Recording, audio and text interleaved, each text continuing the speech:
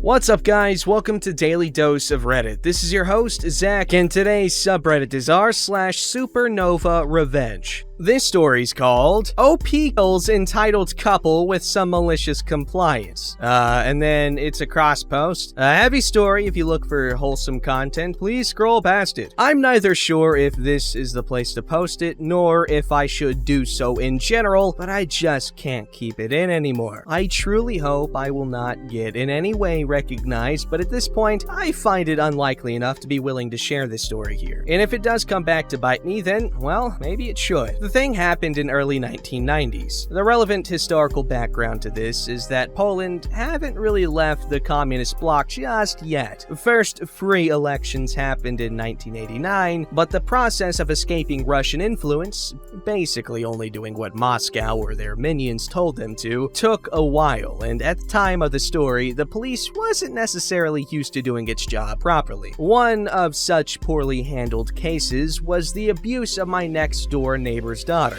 I'll spare you most details, just know that the worst thing you can imagine happening to a young girl in such a scenario did, in fact, happen many, many times. They were horrible, horrible people, and I hated them with all of my being. I can't stress that enough. To the story. A couple of years later, after I had already moved away, I was visiting family, and since I was a little early, 6 a.m., I stopped at a gas station I once worked at to chat with my old pals and wait for the sun to get a little higher. We were sitting in a little nook behind the counter, and lo and behold, who would come in if not the aforementioned neighbors? He pointed at something and went back out to fuel their car. She approached the counter, noticed me, and snarked, "You're back here? I guess your studies didn't go that well." Actually, I did. "Yeah, sure, whatever. How much did he go for?" "100. I'm asking him." "I didn't come back to work. I'm just visiting." "Stop lying to me. You're just ashamed that you failed in life. Now come and inflate our tires. Now! Unlike you, we don't have all day to sit and chat." I was so pissed. I legitimately hated them already, but this encounter, after so much time of being away from them, just completely took me off balance. I told my friends, it's okay, I'll just do it. I went with her. I inflated one side correctly. I overinflated the other side so much, I thought the tire was going to explode in my face then and there. They weren't even paying attention to me. The second I was done, and before I could even realize what I had just done, they took off. They crashed a few kilometers down the road. They both died. I have never heard of any investigation reaching the station. Whoa. Well, OP definitely, jeez. Just goes to show what happens to those who decide to do nasty things like that. They crash and burn. This story's called Repeatedly Break Into a Cabin? Watch Your Head! Not a native speaker, so typos in words might be missing, so I'll just explain the few words I don't know. Firstly, this isn't mine. It's from a book, yes, I like reading, called Qualet Vain Cadesti. Absolutely beautiful pronunciation. You only die twice, where the writer, from what I understood, is a morgue worker where dead people's bodies go, who has been working for a long time. Also, he's been hearing some stories. Secondly, it might be a little exaggerated. It also happened in Finland, so the laws are different. Lastly, we Finns usually go to our cabins only a few times a year, in the summer and winter. Now, on to the story, shall we? Apparently, there was a thief robber man who repeatedly broke into a Finnish man's cabin. The owner got pissed, so he bought some bear traps and put them across the inside of his cabin and left. He thought that the thief would be able to open the claws if he had stepped on it. Well, the thief didn't get a chance. When the owner came back next winter, he saw the thief dead on the floor with the claws around his crushed head. Apparently, when he broke through the window, he didn't go feet first like a normal person, but he dove in head first. Guess he didn't get the chance to say, "You should have gone for the head." I know, it sucked. The owner called the cops and they checked the crime scene out, and because the bear traps were inside his cabin, he didn't even get a warning. If they would have been in the yard, it would have been a different story. I guess you could say that thief met his finish line real quick. Ha ha!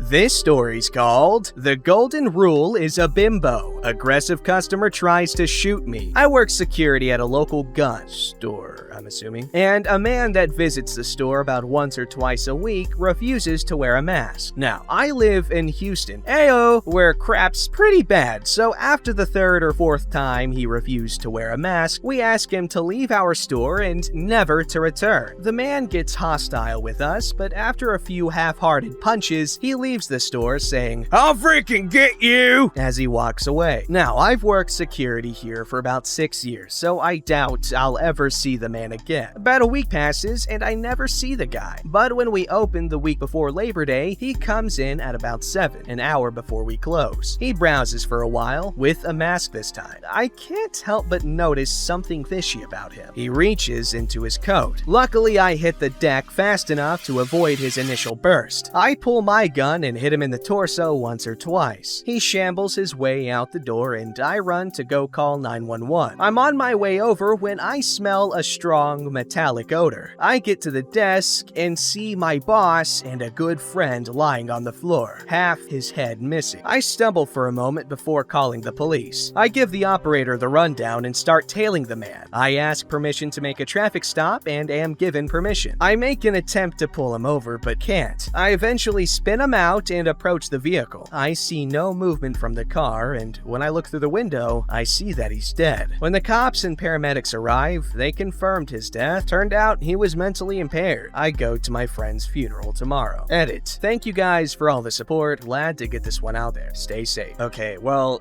admittedly, I haven't heard of this story on the news, but that's probably because I don't really consume local news. I know, bad citizen, but OP, sorry for your loss, and well, thank you for your tale of badassery. That sucks, but good thing you got him. This story's called, Do You Know What Karma Means?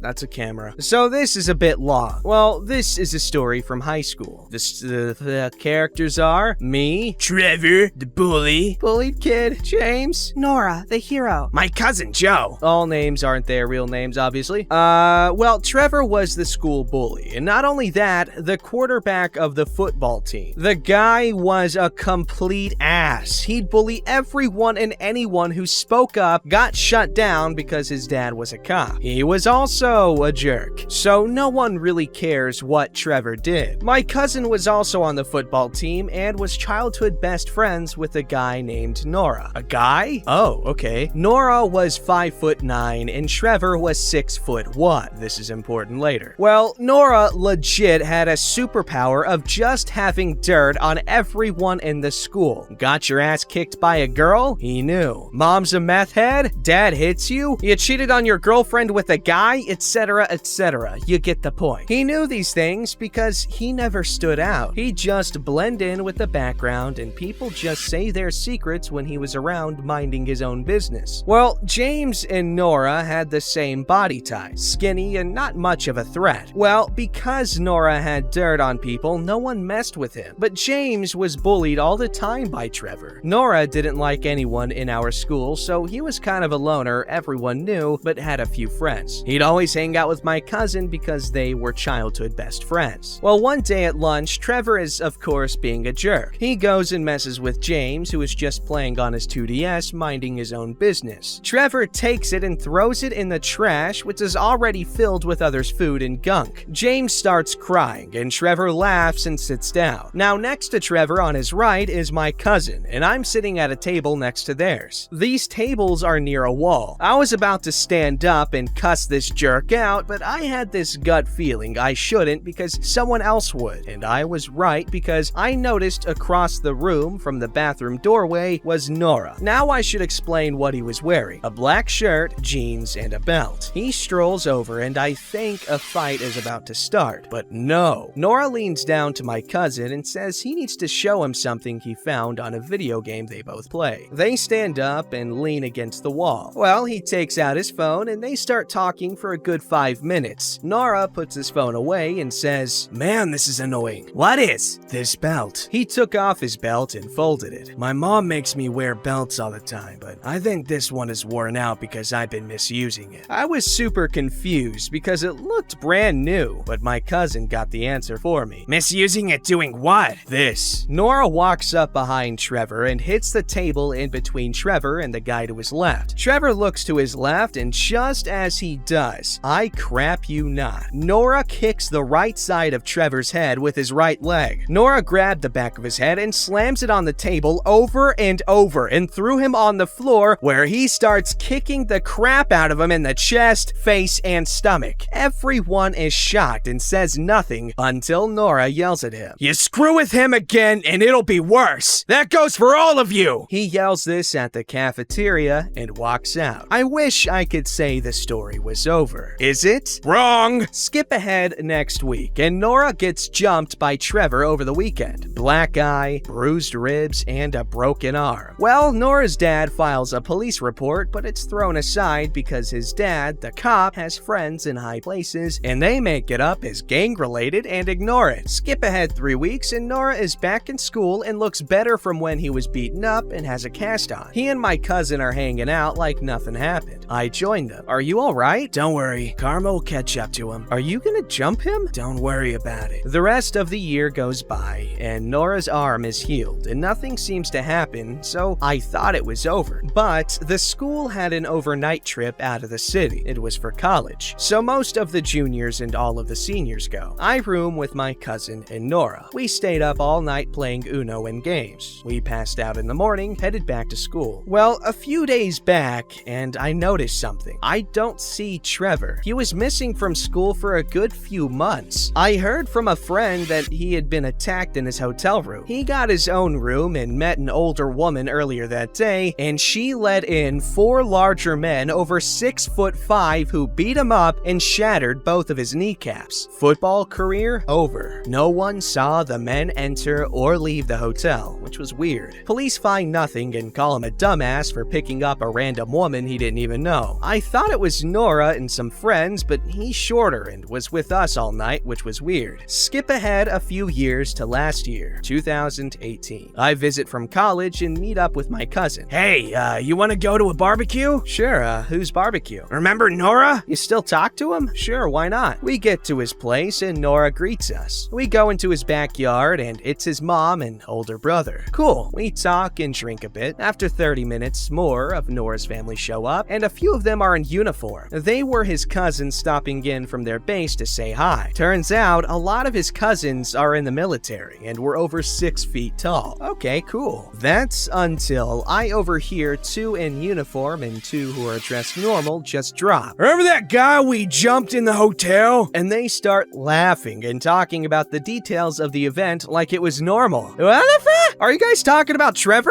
I told you, Karma's a bimbo. This confirms it all. The attack, the woman, all of it. I just have to ask, why did you stick up for James that day and not any other? It's pretty messed up seeing someone bully your uncle. Frickin' turns out James, who is 2 years younger than Nora, is his uncle. Because Nora's grandparents got divorced, but Nora's grandfather, James's dad, knocked up a younger woman in her 30s and was born 2 years after Nora. The 2DS was James's last birthday gift from his dad before he died of a heart attack, and Nora loved his grandfather, so it sent him over the edge. Whoa! Damn, I did not expect that. I was confused, but they explained at the end. Man, I don't know what to say. It's cool having family look out for you, but damn. This story's called Girlfriend Cheated on Me, so I took a 2,769 euro Uber ride from Paris to, Białystok, I don't know. Posting this for a friend. Me and my ex are from Białystok, Poland. I was in Paris and I broke up with her because someone posted a Snapchat and she was making out with some other dude. Turns out that cooter was doing this for a couple of weeks. Well, my flight from Paris to Warsaw got canceled and the only easy way to get there was by car. I couldn't find a viable bus or train route at the time. Mostly they were overbooked or there was some other issue, so I took an Uber from Paris to Białystok. I had card issues when I needed an Uber, so the Uber app on my phone was connected to her card. I was also pissed as hell at my ex, so I didn't really give a crap about her, so I said screw it, let's do it. The first 3 drivers I tried didn't want to drive that far, but the 4th one let me. He was from Ukraine and wanted to get back to Ukraine anyway, which is pretty close to Białystok, so this worked out perfectly. We drove there and it took like 17 hours. I got to Białystok late at night and fell asleep. Holy crap, my ex was pissed. I woke up to like 15 missed calls and 40 texts saying she was going to sue me and ruin my life, and I'm a horrible person and I need to pay her back. I told her to step off and she can go back to sucking my former best friend's penis. Everyone else is pissed at me, saying what I did was petty, but I think I'm in the right here. If my ex went around sucking my best friend's penis and making out with other dudes at the party, she deserved it. No, I wouldn't say go that far. I mean, just using that much energy on her is honestly too much. Way more than she's worth. Best bet is to just act like you never even knew her. I would get her, but I mean, we all have our methods. Don't forget to like, subscribe, and hit that bell to never miss an episode.